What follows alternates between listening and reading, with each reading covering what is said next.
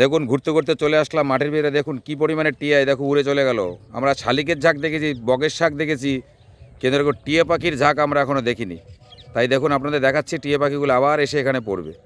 এই দেখো সব টিয়া পাখি উড়ে বেড়াচ্ছে, সব টিয়া পাখি, এক ঝাঁক টিয়া পাখি দেখুন আবার এখানে পড়বে। অঞ্চলটা হচ্ছে গাইঘাটা থানার অন্তর্গত সুটিয়া অঞ্চল।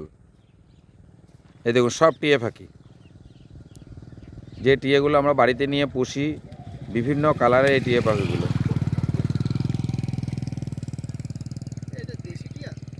এই দেখুন সব টিয়া, পরিষ্কার বোঝা যাচ্ছে না, তবুও যতটুকু বোঝাতে পারছি।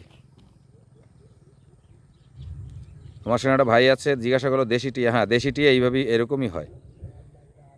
দেখুন একদম গাঢ় সবুজ, অন্যান্য টিয়া কিন্তু এতটা সবুজ হয় না।